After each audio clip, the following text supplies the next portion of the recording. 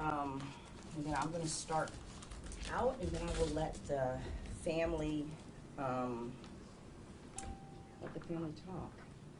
So, I'm Amina Matheny Willard. My name is spelled A-M-I-N-A. My last name is hyphenated, M-A-T-H-E-N-Y -Willard. I am the attorney for Cory Bigsby. To my left is Bonnie Chapman. She is the PR person for TV Unleashed. They are sponsoring the $25,000 reward for Codi Bigsby. Jeanette Hennett is Cory Bigsby's aunt.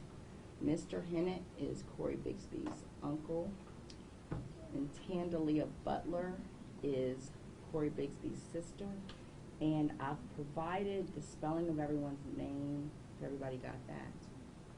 Those are the on-camera people. So the reason we're conducting this this press conference is, I guess it's multifold.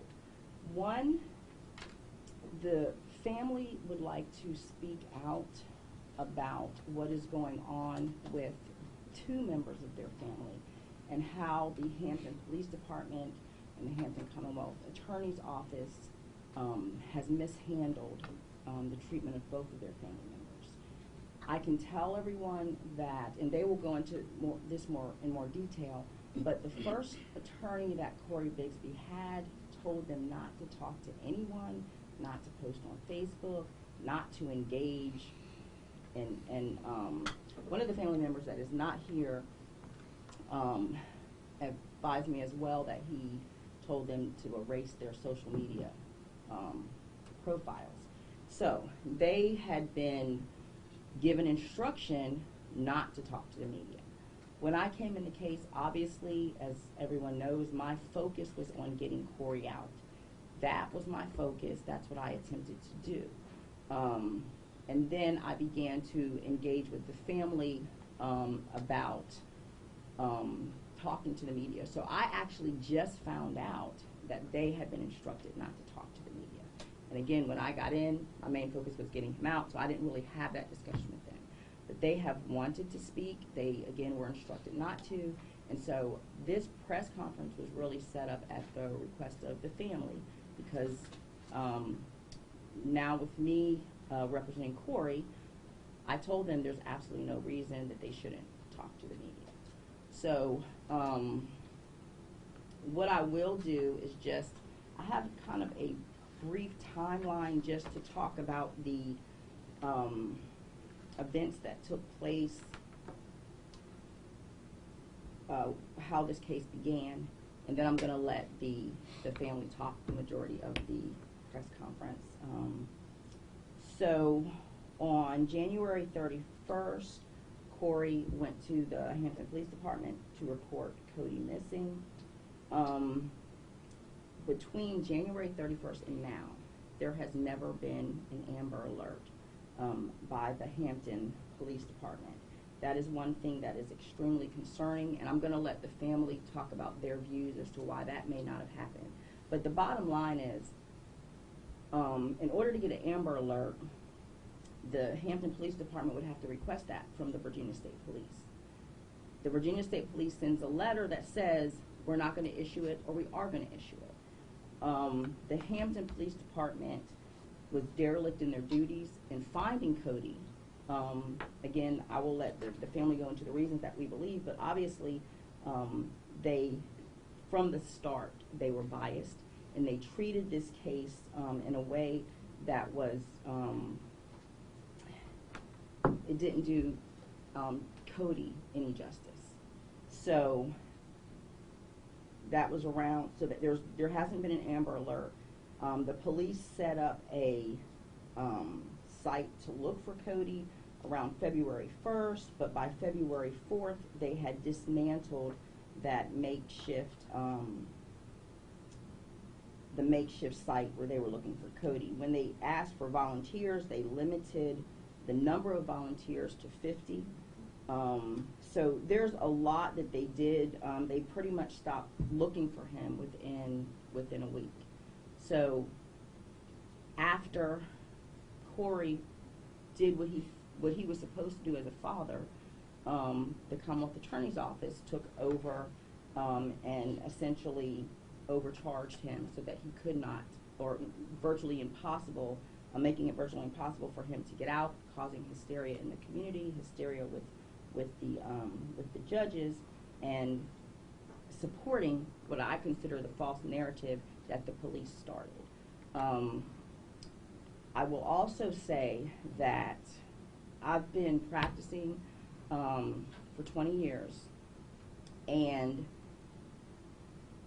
this is my opinion of what happened in the Hampton Police Department. When Cory went to the police department to report Codi missing, he did not confess as to a crime that he didn't commit. When they could not get him to falsely confess to a crime, they started denying him right to counsel. That's factual. The police department said they denied his right to counsel. They kept him there for 4 days, limited food and water, not letting him go home, despite the fact that he wanted to go home. He asked for counsel. He said he was tired. My opinion is that this is what the Hampton Police Department generally does. The fact that they put someone on administrative leave when it wasn't just one person that denied his right to counsel, the FBI were there as well.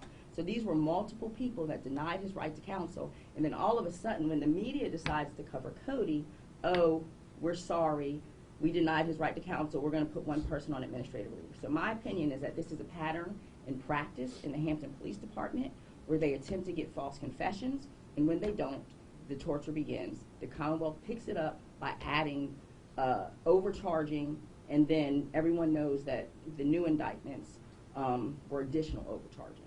So my position is that the Hampton Police Department and the Commonwealth Attorney's Office is complicit in this corruption. I've said my what I believe several times in court, so I know that all of you all know that. So I am going to, having made that introduction, I'm going to go ahead and allow the family to speak. I'm going to start with Tandalia Butler because I'm going to try to go based on the chronology of what happened. So if you can tell them what happened from the time you heard about Codi being missing. On January the 31st, when my nephew went missing, I got a call from my niece, in which I was at work in Maryland, and she said she had heard about it from her grandmother who saw it on the news. I left work and I came straight to Hampton. I stayed in the police station all night the first night, asking if I could see my nephews, if I could see my brother. I was constantly told over and over again that it was a sensitive case.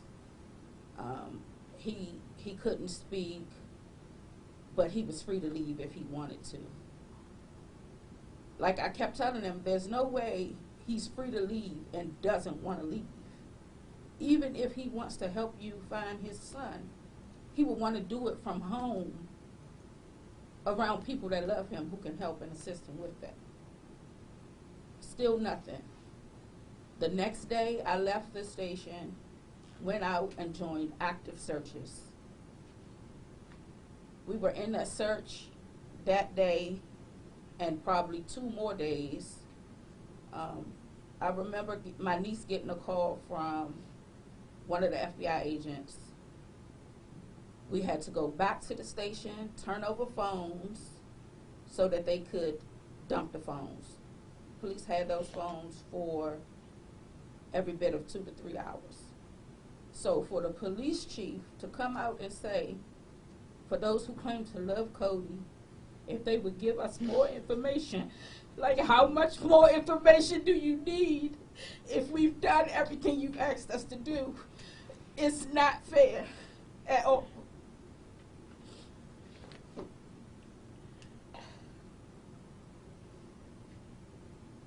It's just not fair. We've done that. Then there comes where they were. Someone so-called found a jacket and tire tracks That area where that jacket was found, I was clearly there on one of those searches in that very area, and that jacket was not there. How can you find tire tracks in a place where before, when my nephew went missing, there was snow on the ground? It's not possible. It's not possible. I just believe that the Hampton Police Department is trying to cover up for them not doing their part. When there should have been door-to-door searches from the beginning, they weren't done. When they finally did do door-to-door searches, it wasn't with the dogs. You claim you were picking up scents and the dog lost the scent. Clearly, you should have took those dogs to the doors and asked to go inside of these people's homes, which you didn't do. You didn't do the Amber Alert. Like, where does the fault lie on you?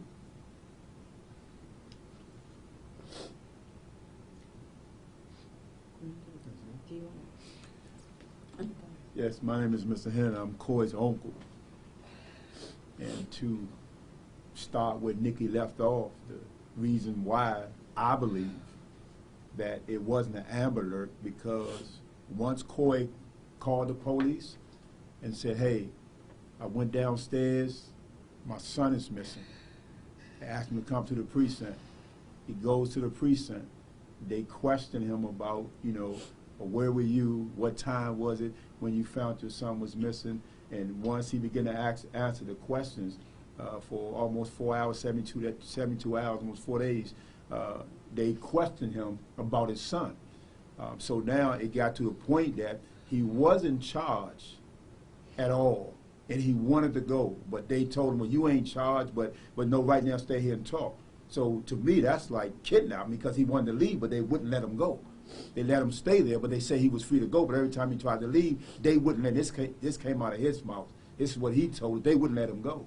And so once we had got a lawyer, then they said, oh, we're going to charge you. But twice he asked for a lawyer, they didn't give it to him. There wasn't no charges, but they still held him until we obtained a lawyer. Then they charged him with a charge. Also, when I went to the house, all the plumbing, the zinc, the bathroom, the kitchen, they took out all the plumbing and they dug up all the floors. So I'm believing that what they thought was, no, you killed your son, and we gonna find out what you did to him. So all that about his son got missing, they believe he killed him. He was missing because of Coy, and so we don't need an Amber Alert because we know you did something to your son. So this whole case now is based on not even his son being missing. We're not going to do an Amber Alert on a 4-year-old boy that is missing. We're not going to look for him because we know that you killed him. And we're going to get you to testify and claim that you did it, because he didn't do it. Now we're going to charge you. So now they give him 7 charges. Then they come back because they still can't find no evidence of if he did something to his son. So now we're going to give you 23 more charges. So now there's 30 charges because we can't prove you killed your son, but we really can't prove that you did it. So now we're going to hold you for as long as we can because we made a mistake. We didn't give you an attorney. When you wanted to leave, we wouldn't let you leave. And so because we was at fault, so now we're going to keep you in prison as long as we can keep you in this prison. Because we was wrong, and so for us to cover our wrong, this is what we're doing to him. And even when people suggest that the family has something to do with it, but it's no proof that Coy did anything to his son. It's none. But look how long he's been locked up. And now he's on suicide watch because of what they is doing to him. My son is gone, but you holding me for 30 charges, and I can't look for my son? And you saying I killed my son? You saying I did something to my son? And now I got to stay in prison for what you think I might have did? Come on. I thought it was until proven guilty. But you innocent until proven guilty. But if you look at this Coy's case, Coy is guilty, according to Hampton, Virginia, until he proved himself innocent. I thought the law worked the other way. That's why we're here. And that's why we're speaking about what happened to Coy and what they did to him. And mentally, He's losing it. In a way, my son is gone. I can't look for him. But y'all saying I killed him. But I didn't. Now I'm facing 117 years because my son missing. Somebody took him. Y'all never looked for him. Y'all never did an Amber Alert because y'all believe I did something to him. So this is what I got to go through. I'm denied bond 3 times. I spent 20-something years in the military. More than over 20-something years in the military. I don't have a record from day one. But this is how I get treated. Because I serve the United States of America. This what happens to me? Come on, y'all. Is that fair? If you would just think that was one of you all's child. And your child was missing. And you was locked up. Because you was accused for killing your child. And you know you didn't do it. But yet you got to go through all this pain and all this misery that Cory's going through because of someone thinking that you did something. But why? There was denied of bond because someone before him, child went missing? And because they believed it and they gave her bond and found out that she killed her children? So we're not going to give you bond because, Your Honor, you know what happened last time, so we can't let them go. Because you want this to happen to us again? To release somebody who said they didn't do anything and found out that the lady did kill her child? Why? Is it because of her color she was released? And found out that she killed her own children? So now we ain't going to let Cory go? No, this is a black man. I want to say it clear. He did something to his son. And because of what happened the first time, we don't want to go through that again. So we're not going to let you go. So why am I denied bond 4 times? How am I a threat? How am I a threat not to come back to court?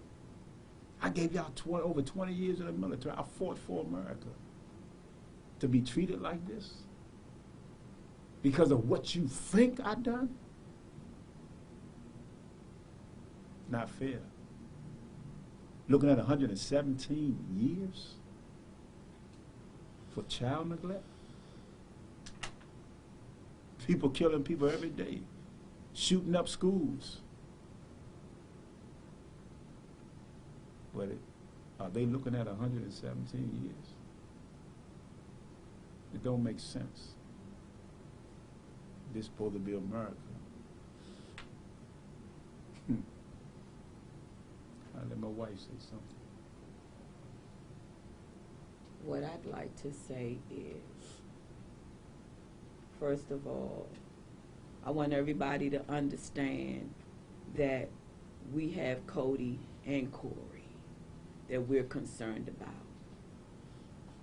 And you don't sit up at night praying and crying and wondering, is Codi, is he okay? Who has him? You know, is he eating? Is he cold? Is he hot?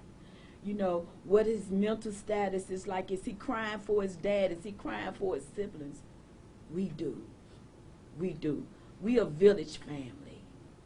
We a village family. When you do something to one of us, you've done it to all of us. Cory. I helped raise Cory. Raise Cory like my own son. And it hurts me every day knowing that we can't talk to him. Knowing that he's locked up he's innocent. He is innocent, but you've already said he was guilty. And it just hurts every day. You sit out there and you criticize us on social media, on the news, and we're bleeding on the inside. And we're bleeding on the inside the whole time, trying to keep a smile on our face. If we knew, if we had any idea Where Codi was, we wouldn't be here today. Cory wouldn't be locked up today. Make it make sense. Who in the world would take a kid from their loved one, hide him, have him to call and say the kid is missing, and him to go through all of this? We are not that people. We you know, maybe people that's greedy for money may do something like that, but that's not who we are. That's not who Cory is. And for him to be treated like this, it don't make sense. I asked. I said, why? I never wanted Cory to move to Virginia. And I was like, why did he move there? But he's here because, you know, his kids are here, and that's why he stayed in Virginia. I was like, get everybody and come to D.C., but he has kids here. So he stayed because he's a dad. He's a good dad. But you've turned him, you making him seem like he's a villain. He's a good dad.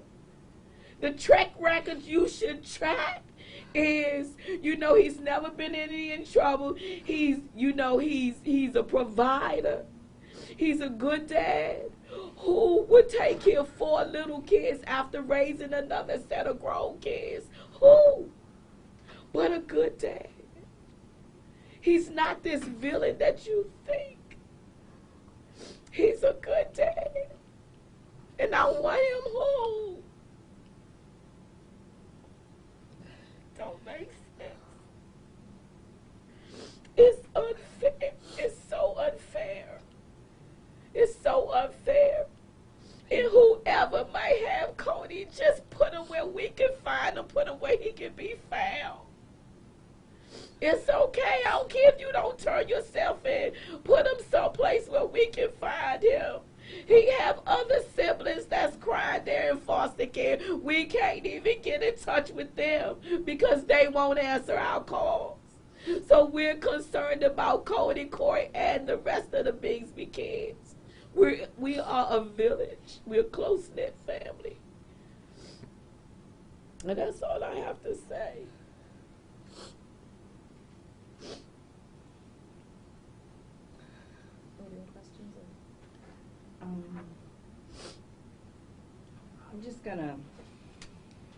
I'm gonna let Bonnie speak. Before I do that,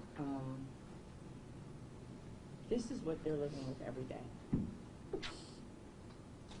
And Mr. Hennett said this is America. The foundation of my law firm is the unfortunate reality that this is America. I'll let Bonnie speak to the $25,000. Yeah, TV has agreed among executives and employees and other businesses to have a $25,000 reward for anyone who has any information leading up to finding Codi. As you've seen here, this family was torn apart because there's a child missing, and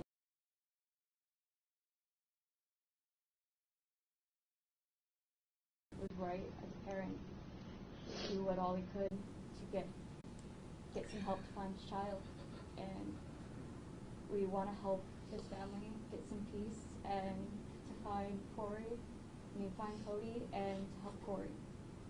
Is the reward good if it's a safe return or dead or alive, or A return. dead or alive?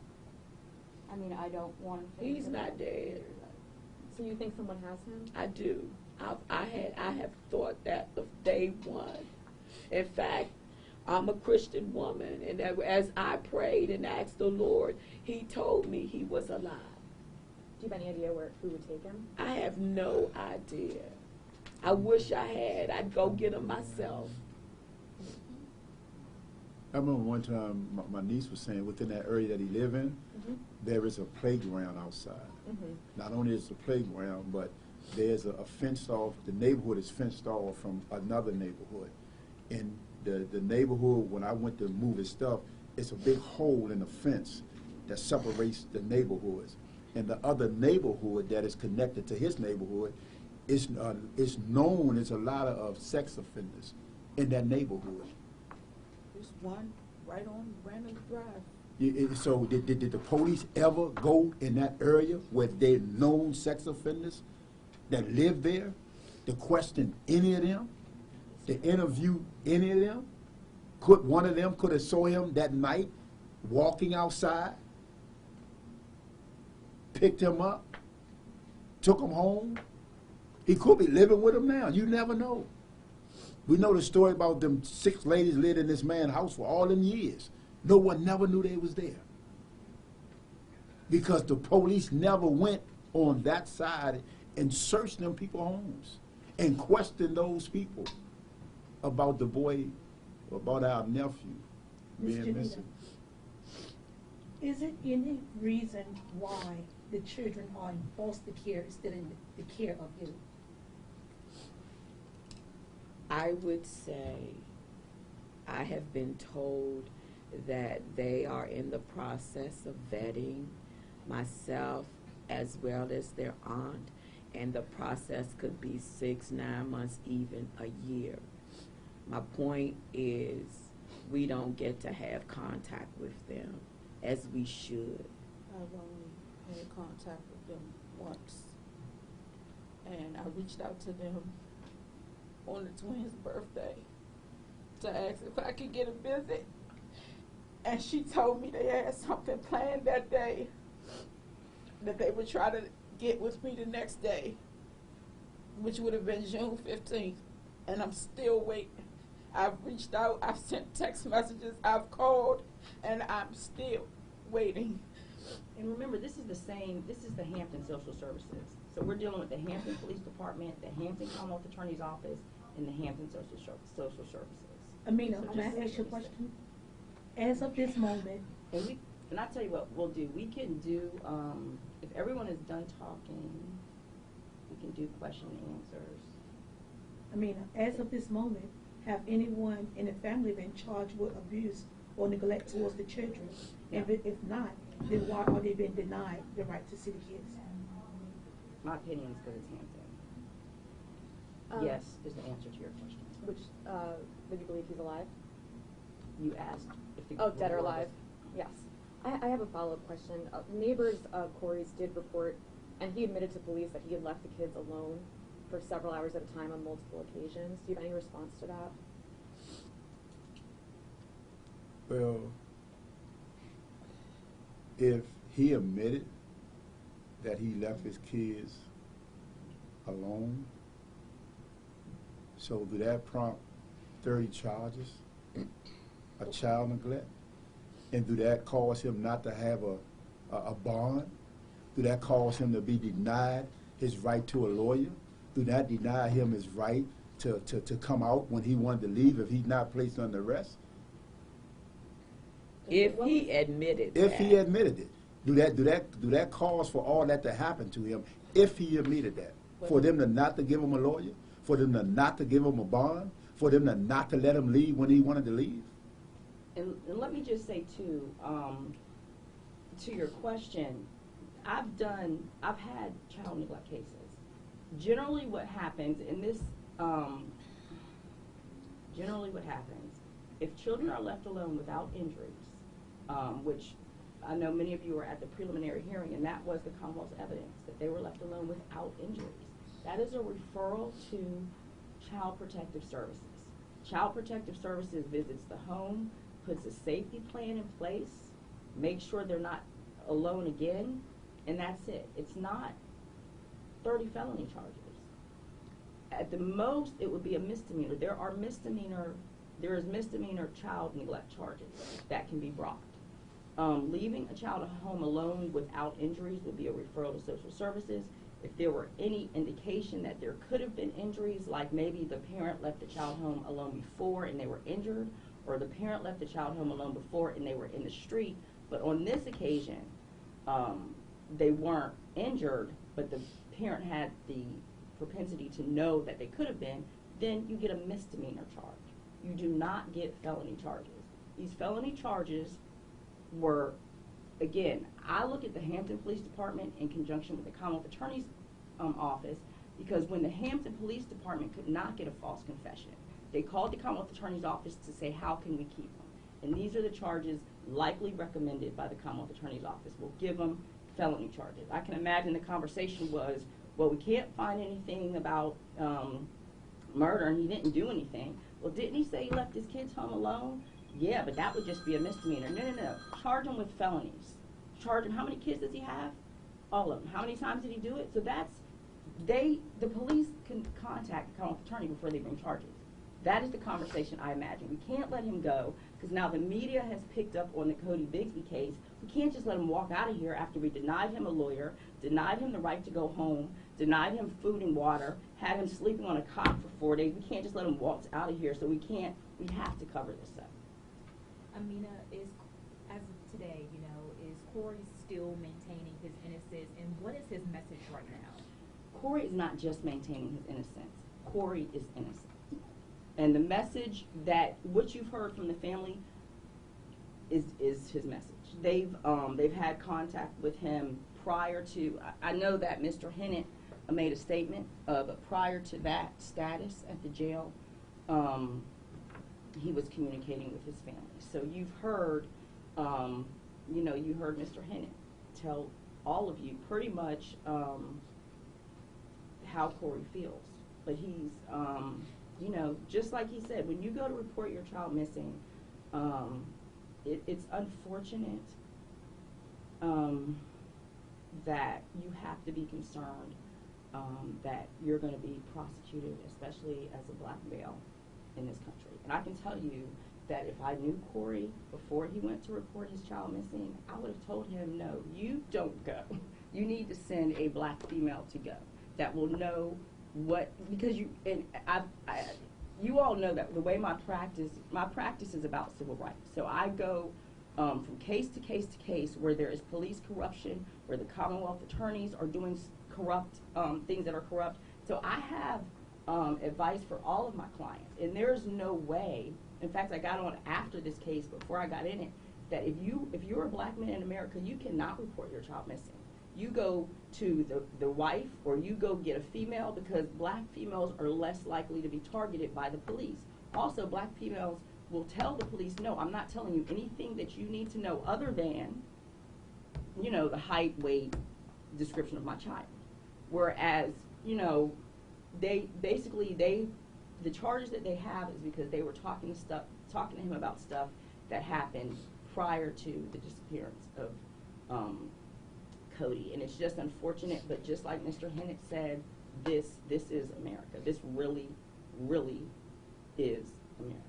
And then I spoke with him, and at the time I spoke, he crying. I said, "Oh man, they got me locked up for doing something to my son. I want to see my son. I want to look for my son." So he crying and pleading because he incarcerated for doing something to his son when he know he didn't do it, and now he crying because I can't even look for my son.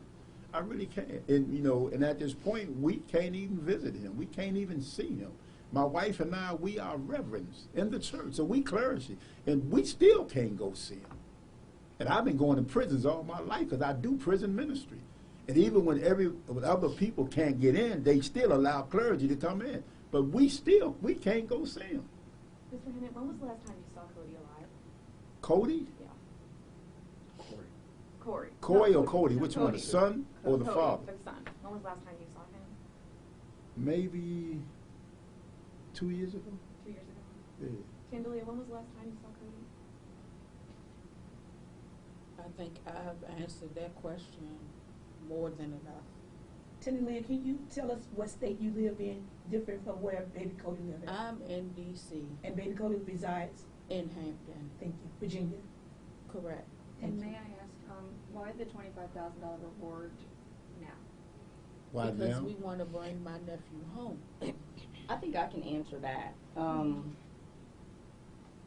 So I've had, prior to me coming on this case, I had contact with Bonnie and TV Unleashed. So when I talked to the family, again, just so all of you know, when I got in, I was laser focused on trying to get him out. I think I did like 4 bond hearings. So that was my focus. And then when I was able to sit down and talk to the family about Other issues, I, again, found out that they were told not to have a press conference. And then that's when we started having conversations, okay, well, let's do this press conference July 15th. We talked about this about a week ago. Let's do the press conference July 15th. And I talked to them about about TV Unleashed. Now they had, I got them in touch with the person at TV Unleashed who was able to sponsor, and it wasn't Bonnie, but the producer, and they were able to sponsor a reward. So we started talking more about, I guess, like after I did the 4 bond hearings, we sat down and started talking more about everything. And then that's when I found out that their previous attorney said not to talk to the press. And I was like, well, do you all want to talk to the press? And they were like, yes. So we set up this press release. I started talking to them about possibly getting a sponsor for the reward. And that's how all that started. So that's why now, I guess, is the best. Amina, when is Cory's next court date? Okay, so I think somebody called me and said, if you look on the circuit court website, it says July 22nd, and it says for a guilty plea. That next court date, so the next court date, to answer your question, is July 22nd. On the court's website, it says guilty plea. It's just a control date. He is not pleading guilty. But I think the circuit court put it up there that way so that no witnesses will be subpoenaed. So on that court date, we will likely pick the trial schedule. Now, there is also a July 29th date, which is set for trial, but it's not going to be the trial date. So there will be a lot of different motions. So on July 22nd, that will actually be a hearing, and we'll set a trial Amina, schedule. have you looked into taking this case out of Hampton, Virginia? I have. I do plan on doing that. So that's why, as far as pretrial motions, those are one of the types of pretrial motions. Where is Cody's mom? And Ken, I want to speak to that.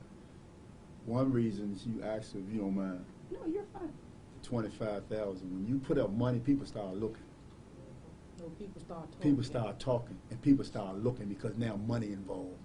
And I was consistent that we need to get this out of Hampton. As long as it's just in Hampton news, and in the area of Hampton, only Hamptons know, only Hampton is dealing with it the way the law in Hampton want to deal with it. But once it get outside of Hampton, then changes can be made. Because you got other jurisdictions, you got other people know, even people on my job and people around where we live, we talk about, they're like, well, I ain't know that. So don't too many people know about this but Hampton. And so we had to get this out of Hampton. Can we clear something up for the press? Yes. You said last time you seen baby Codi was 2 years. Can you tell them where you reside at and where baby Codi The same, I decided in Washington, in Upper Marlboro, Maryland. And baby Codi live in Virginia. Exactly. That's why it's been longer. I'm so far away, and so that's the reason why. But that's, I wanted to speak about getting it out of Hampton. That's another reason why we're having this press conference, in order to let people know, besides of Hampton. Right, to get the story out. To get the story out, not just here. Because getting it out here, and this just me, we say you always hear, if you see something, say something. And as a black man, you say something, you're going to get yourself in trouble. And they wonder why we don't always say something about what we see. Cory says something, my son is missing, and look what happened to him. And a lot of community members really, did a lot of search parties. A lot of people are posting on Facebook still wanting to, help find Codi. I guess overall as a family, what's your reaction to the community's response to that? Well, it was some community people, not a lot. It was some. And some of the stuff that they was posting was kind of negative towards the family, because they was blaming he missing because of the family. If the family love him, where they at? If the family care about him, why they ain't looking for him? But the family was out there looking. So far as the neighborhood, people in the neighborhood putting stuff on Facebook and me like it's something positive, no, it wasn't. It was something negative about the family. And to be clear, the chief of police is the one that started that You wouldn't rumor. be attacking his family, because we are the ones that love him. Well, they were mimicking the chief of started police. which rumor? The chief of police is the one that went on February 25th at city council. He said if the people that cared about Codi would help us, then we would be able to find him. And then that's when the family started getting attacked. So he started that, and then the people that are in the community started mimicking it. So that was reckless. When was the last time anyone other than Cory saw Codi alive? I'm not sure. We can't answer that because most of the time Cory has his boys. He's the one that has his boys in terms Cory of the has mom. dedicated the last 6 years since he retired to being a full-time dad to his boys. Are y'all ready to get this interview started? The question is, I met you today, you hired the lawyer. We was inside the courthouse. The lawyer was at the window, asking to see his client. He was denied several times. If I did not videotape what happened, do you think we'll be here? Now check this out. We went into a press conference. I questioned the chief. Did y'all deny Cory Bigsby of his rights? He stood there angrily looking at me and said no. To find out he was absolutely lying because I have the receipts on rodeo. Can you answer that? Who was there? You are Talk about absolutely that. you are absolutely correct. You came in while we were there waiting to see if they were going to let the attorney speak to him, and they came out and told Mr. Ambrose no, he couldn't see him, that he didn't specifically ask for an attorney. Mr. Ambrose in return said, so you're not going to allow me to see my client after his family has retained me. And again, they denied it. And let me just chime in here. Again, it is clear to me that denying people and not just people. This is a black man, so let's keep that in mind.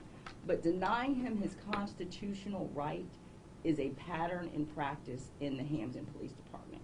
My belief is that this is what they do. So he goes in there, asks for an attorney, they deny him the right to see an attorney, and then they continue with the questioning.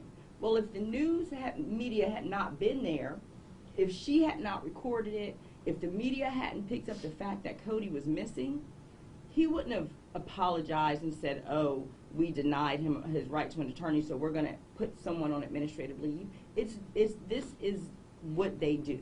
So the only reason that the chief came out, my belief is the only reason he even came out and said, we screwed up, is because the media was watching.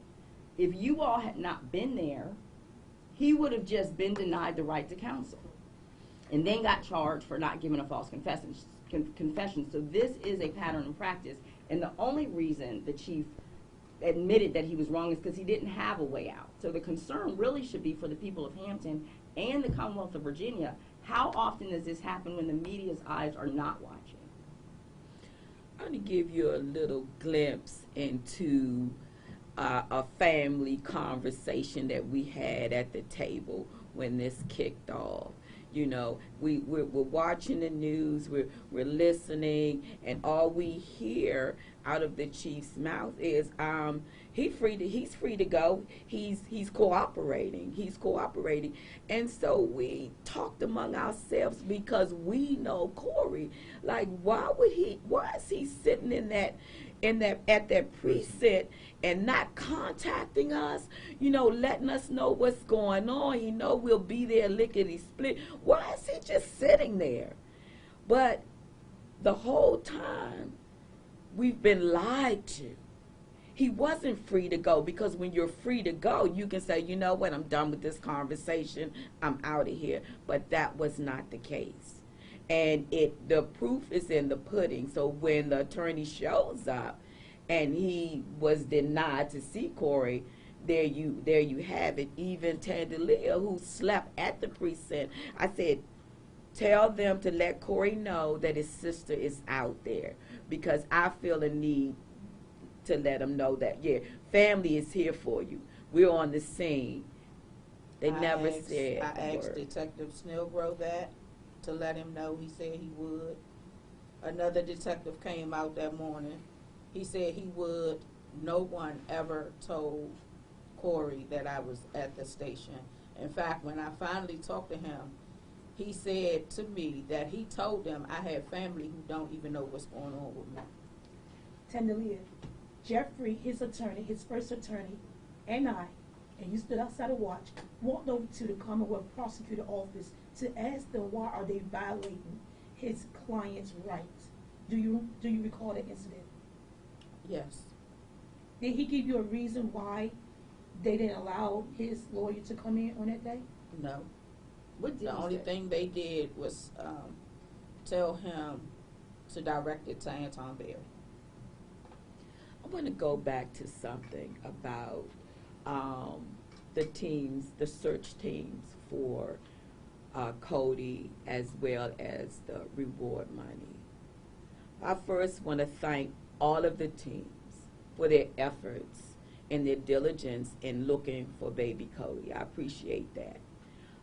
In terms of the reward money, as I sit here and think about that, you know, we had to jump through some things. We had to dispel some. There were a lot of fake GoFundMe pages that were not honored by the family, that were not generated by the family. And so people didn't know what was what and who was putting out what. Yeah, some people got paid. In fact, I researched about 4 different ones as far as Texas, putting out GoFundMe pages for baby Codi. And so as I thought about it, like, you had to let all of that pass through the riffraff so that the genuine approach or reward money can come through, so people can really look, tell us where Codi is, and do what's right.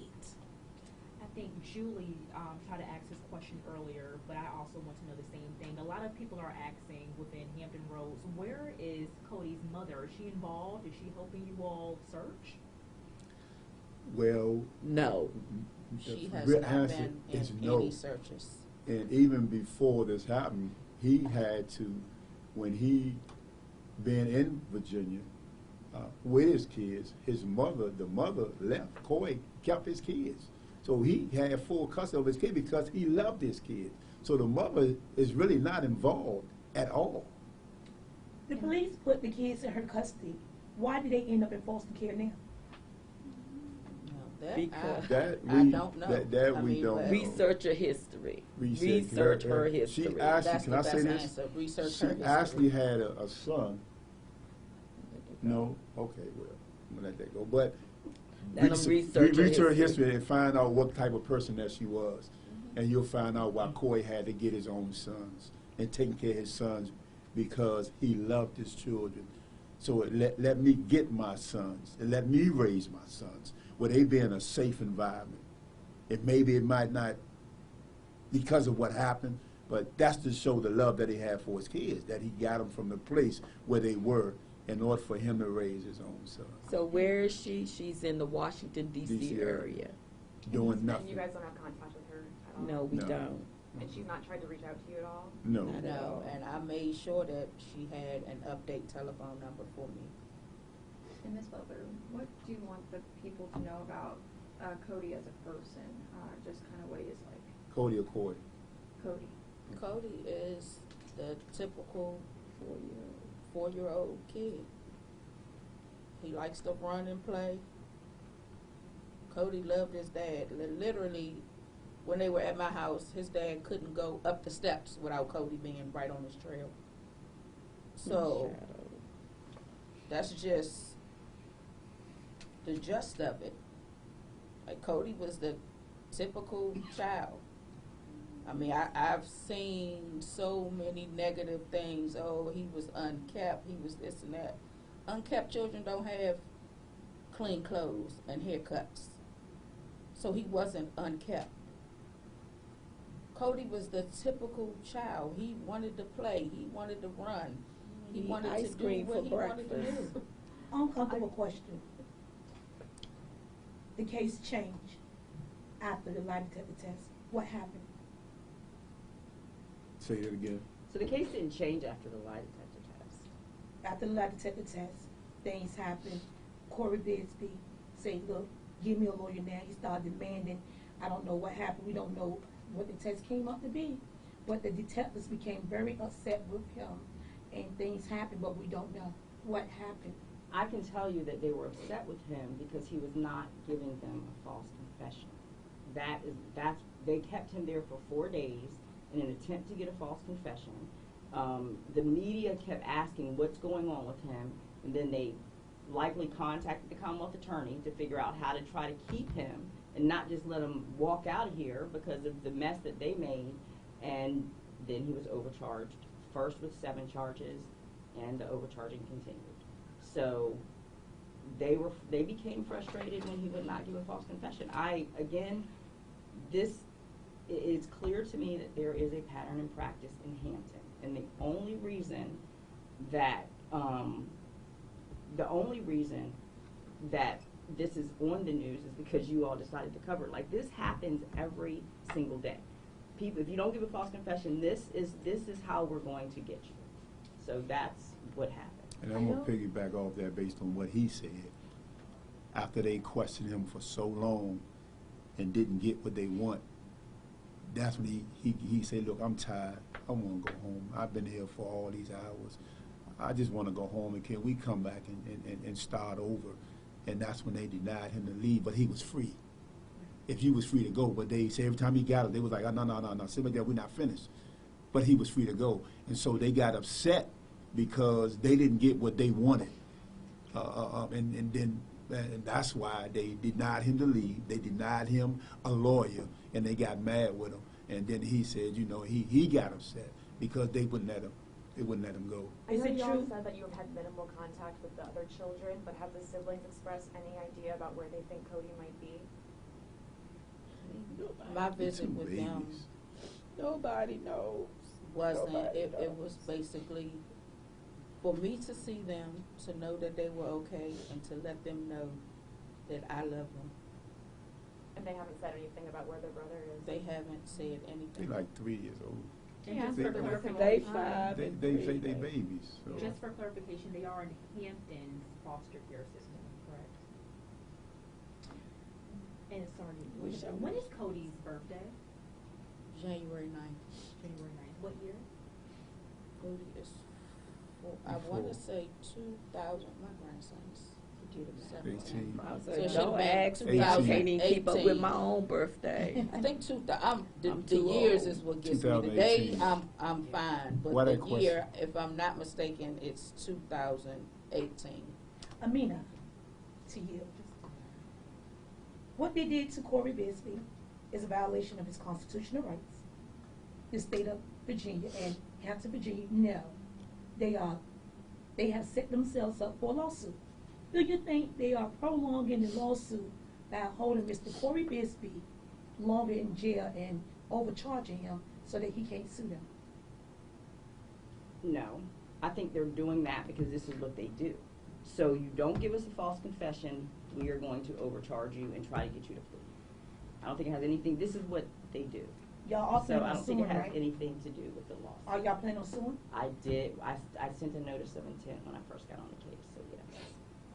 You guys said that you wanted to come to the media to kind of spread the word a bit more outside of this area. So Right. do you think it's possible that he could potentially be somewhere out of state and they should be searching in other states right now? It's Absolutely. I feel like at this It's point, possible. they should be searching everywhere. Everywhere. It's I possible. feel like had a Codi alert, had an Amber We're gonna get- alert went out, She's prophesizing.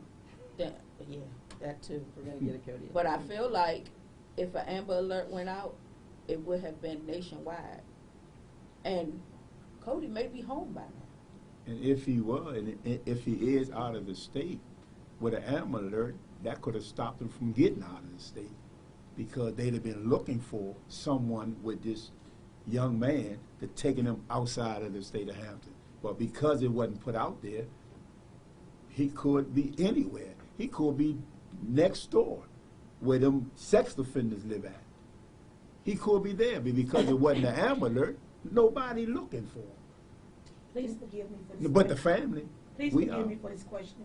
And no disrespect to your family. Go ahead, ask the question. I'm sorry that I gotta ask you. You gotta be I sorry. apologize.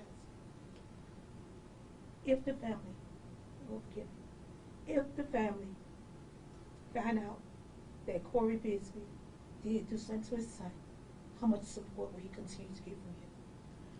First of all, we're not going to find that out because he didn't do anything to his son. But to answer that question, if there was ever a possibility that anybody in our family did something contrary to what we stand for, we family to the death. So we're not going to find out that Cory did anything to Codi, because that's off the record. Cory did not do anything to Codi. And I just want to speak to something that the chief said as well about the Amber Alert. He said he went against the grain to call in the FBI. He went against the grain to do that, but he said, In the first few hours. yeah, he said that, you know, this situation about Codi didn't warrant an Amber Alert. So here, Chief, you're making a choice. You go against the grain to call in the FBI on a man who reported his 4-year-old son missing, but you don't go against the grain to put out an Amber Alert. And my question to you, sir, is why? And y'all should, hopefully y'all will follow up with the chief of police. But understand too, what they're talking about is not just the Hampton Police Department that was in there for that 4 days violating Cory's rights. It was the FBI. So it's not just one police officer that said you're not going to get a lawyer. They did this in conjunction with the FBI. So again, my concern is obviously both Cory and Codi, but Hampton and the Commonwealth of Virginia, if these are the practices that the Hampton Police Department are undertaking, because it wasn't just one person that denied him the right. And then once they realized, okay, we can't waltz him out, we can't just let him go home, they no doubt had a conversation with the Commonwealth Attorney about what charges can we put on. So again, my practice is defeating corruption everywhere. So what kind of conversations do you think they had once the media got involved, once Jeffrey Ambrose knocked on the door to see his client and they said no?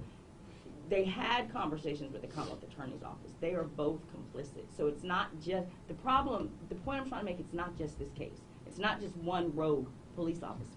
We're talking about the police department and the FBI. So all of you all denied the right for him to get a lawyer, and then you overcharge him, so you deny him the right to bond, which is a constitutional violation of the 8th Amendment. So again, in order for this to take place, the Commonwealth Attorney's Office and the police department have to be complicit, and it is not just Cory, I promise you. We're talking about Cory because y'all decided to cover Codi, but this happens every day, and that's my concern. And I thank God. I don't know what your motives are here, and I don't even care, but I thank God that you are covering this case, because if not, he would have been lost, just another black man lost in the system. So I say to you, thank you for covering this case. 117 years. That's really don't make sense.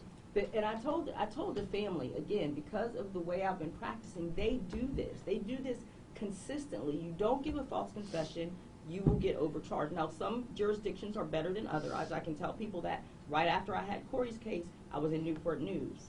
I praise the Newport News Commonwealth Attorney's Office because I already can see that there is a stark contrast between the way the Newport News police officers or the Newport News Commonwealth Attorney's Office handled my client as opposed to Hampton. So it's not a Commonwealth Attorney issue. It is a Hampton Commonwealth Attorney and a Hampton Police Department issue. And everyone should be concerned because this is what they do. That's what I meant when I said this is America. Adequate attorney, your opinion, do you feel as though Mr. Jeffrey had his client, Mr. Cory Bigsby, best interests at heart, and how did the Commonwealth Prosecutor Office get the whole of something Mr. Cory Bigsby, which is military record, on a release to his attorney? So this is what I'm going to do. I have filed motions in court with regard to how I feel about Jeffrey Ambrose. I am going to not answer that question because I don't want the focus to be on Jeffrey Ambrose. I'm focusing on the Commonwealth Attorney's Office and the police department because Well, they are actually. how did they get his military records if he only released it to his attorney? I don't Well, that's know. a no-brainer. I don't know. Exactly. But I did when I was in court. That was the way it happened. So, but I don't know how that exchange took place. But Ambrose was fired, and Cory's reasons were he was being unethical. Can you give us an example? What about the phone call? What call you referring sorry. to? Mr. Ambrose questioned Mr. Cory Bigsby, almost trying to lead him into a confession over the phone line. And then after he answered, he said, "Look, you said what you said." Because this phone call is being recorded. Yeah. He asked him, did he kill Codi? Cory said no. And Mr. Ambrose told him, yeah, lucky you said no because this call is being recorded. I mean, what if he had said yes, then what situation would Mr. Bigsby been in by his lawyer, knowing the jailhouse phone calls are tapped? Why would he ask his client for a confession over a phone? So first he wouldn't have said yes because he didn't kill Codi. But lawyers know you have to keep your client information confidential. So that would have been an ethical. I mean, there's when I did the motion to clarify the reason that he was terminated, I listed the phone call, I listed the military records and some other things. But what I want to do today is focus on the $25,000 reward for Codi, and just let everyone know about how, what's going on with Cory, and the fact that not only the family and myself agree that what the Commonwealth Attorney's office is doing is awful, but also that TV Unleashed is in support of our position as well. Does anybody have any other questions? TV Unleashed would like to have anyone who has any information, please come forward. This family is suffering, and if it was any of our family members that were missing, you would want to save, and we hope that we can be able to give them some peace and some clarity to the situation. And we ask everyone to keep an eye out for Codi. And we're doing this clearly, and just to be clear, because the Hampton Police Department and the Commonwealth Attorneys have been derelict in their duty in locating Codi. They've been complicit in even just simple things like asking people for their Ring cameras, asking people for cameras at that time. They've been complicit in this, and so this is definitely a dereliction of duty by the Hampton Police Department, and it is supported by the efforts of the Commonwealth Attorney's Office. Before we go, one last question from me. No one has told us why y'all not allowed to visit Mr. Cory Bigsby. I can tell you. So I meant to follow up on this. What they said as far as them being clergy, I did talk to the Hampton Regional Jail, and what their response was, no, they can't visit. We already have in-house clergy. So if he wants to see somebody in-house, he can see them. They're not having visitation because of COVID. So they're blaming COVID. That's why they haven't been able to see him. But Virginia was the first one that disregarded their mask wearing. So yeah, but black people are in prisons and jails. So it doesn't- And I myself, I've been doing prison ministry for 25 years. Been in all the prisons, North Carolina, West Virginia. I've been going to prison for 25 years. I never was denied visitation as a reverend, as clergy, to go into a prison. Even at DC jail, when they had, because of the COVID, we were still, as clergy, allowed to go in. So maybe Hampton have their own laws and their own rules, but I've been in the federal penitentiaries for 25 years doing prison ministry, and I was never denied to go into the prison. Violation too, because you Never. do have a right to your own Clergy. clergy.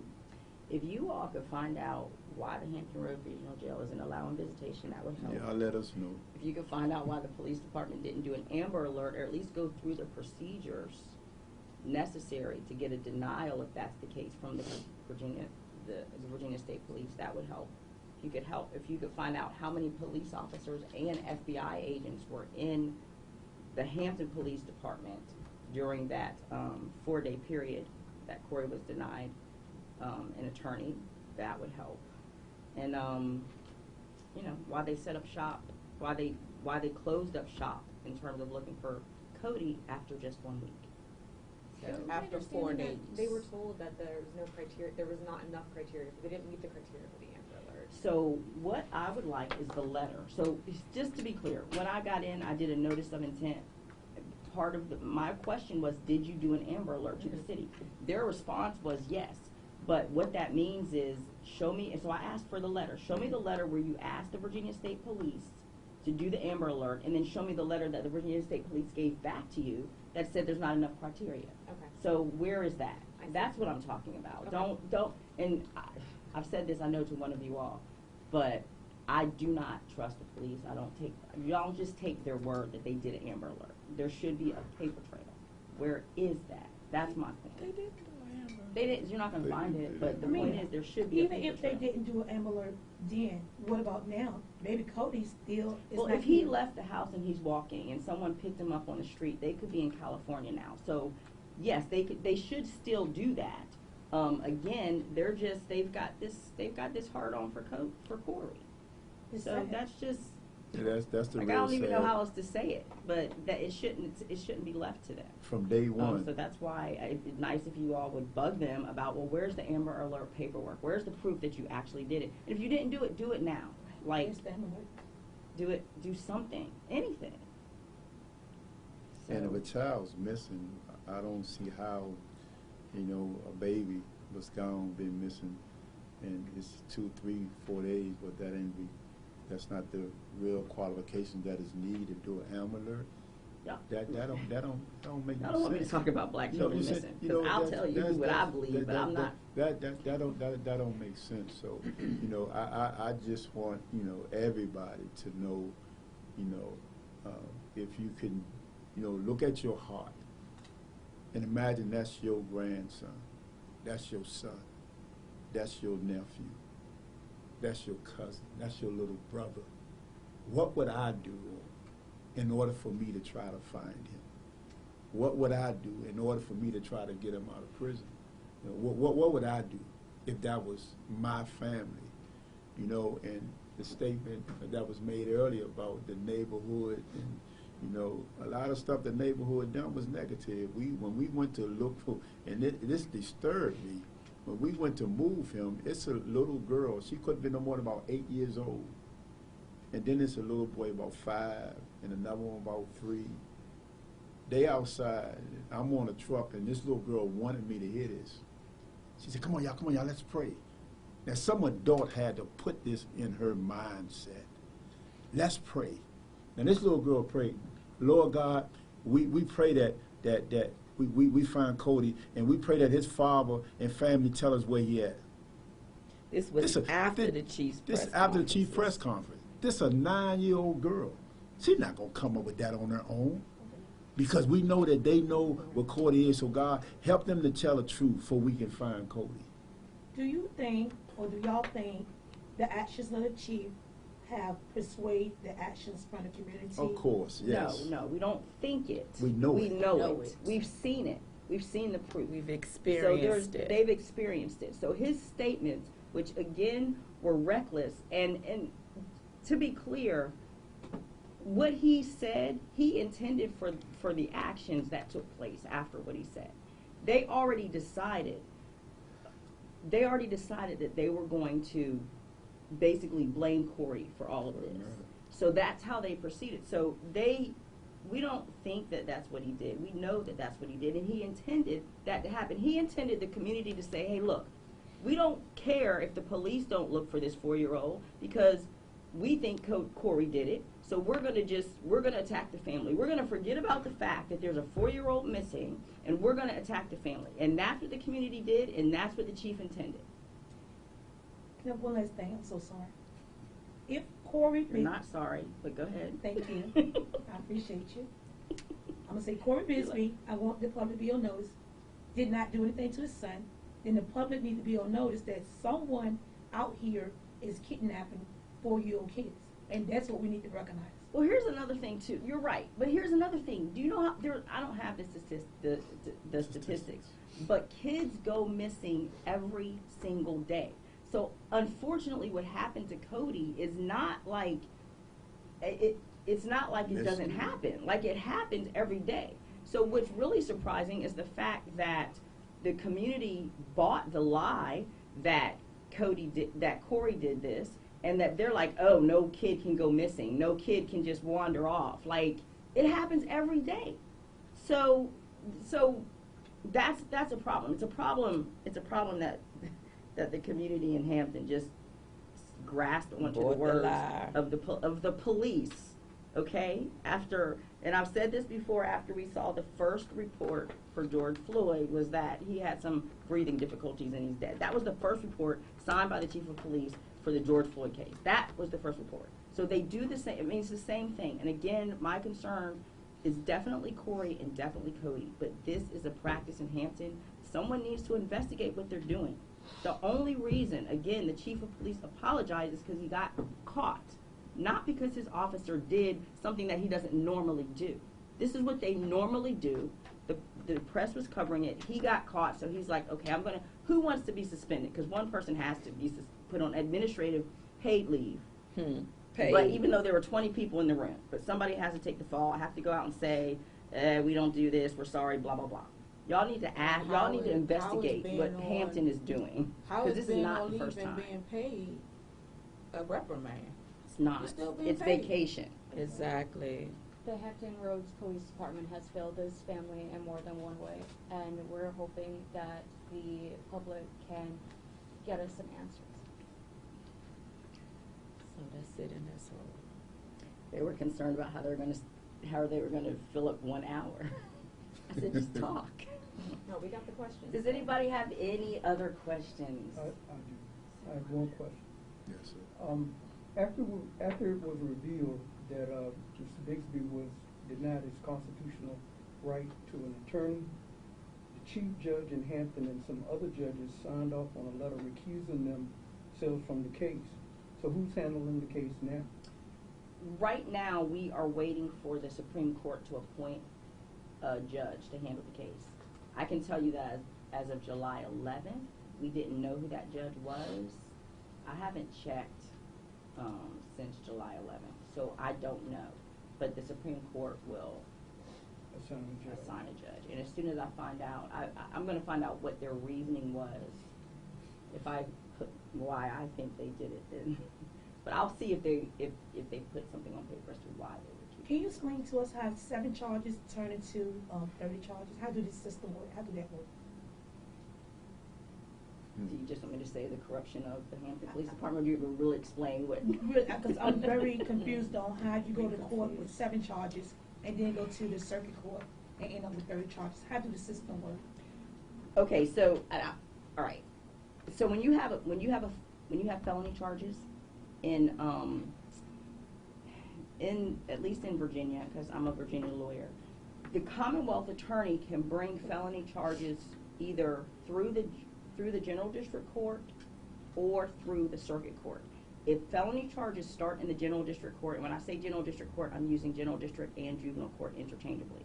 So if felony charges start in the General District Court, the process for that is you get charged with the felonies with a warrant, and then there's a preliminary hearing in the General District Court. The preliminary hearing is when the judge decides whether or not there's probable cause to have a trial in circuit.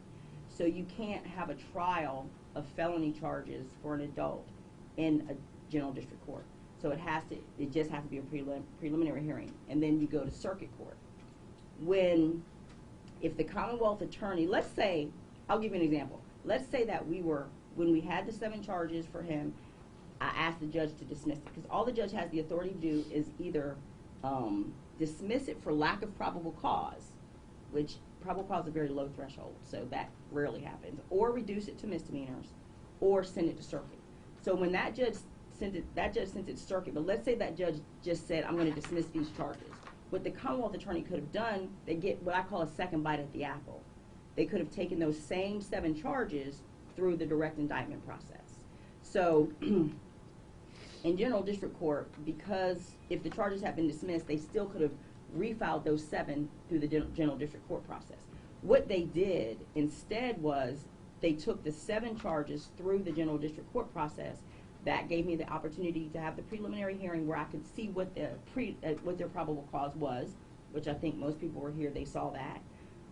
Or they can go straight to a grand jury. So what they did was they took the other 23 charges straight to a grand jury in circuit. They took it straight to circuit. Most of the times when you're talking about the movies, they talk about this grand jury process. The grand jury process is when the Commonwealth attorney takes charges straight to circuit court.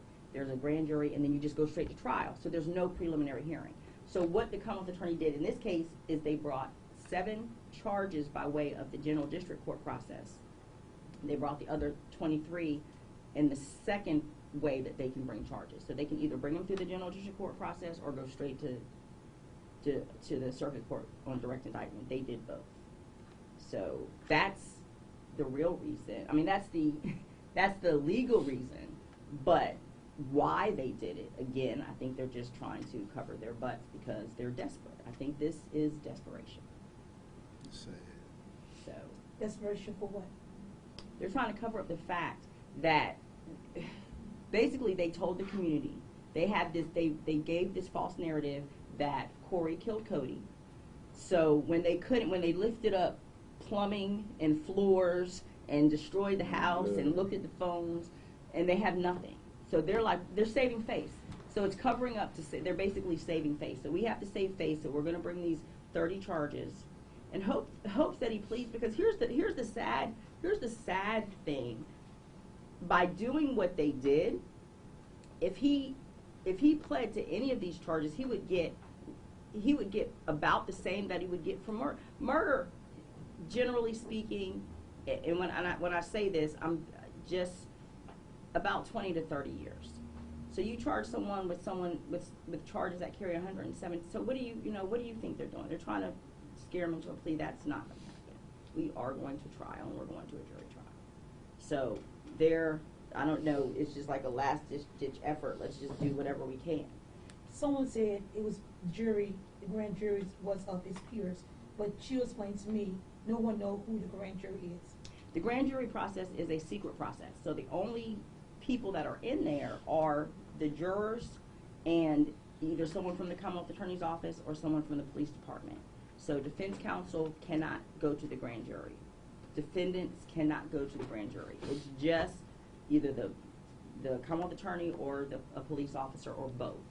But that's how the grand jury in this country works, which is a whole nother system that just needs to be destroyed because it's awful.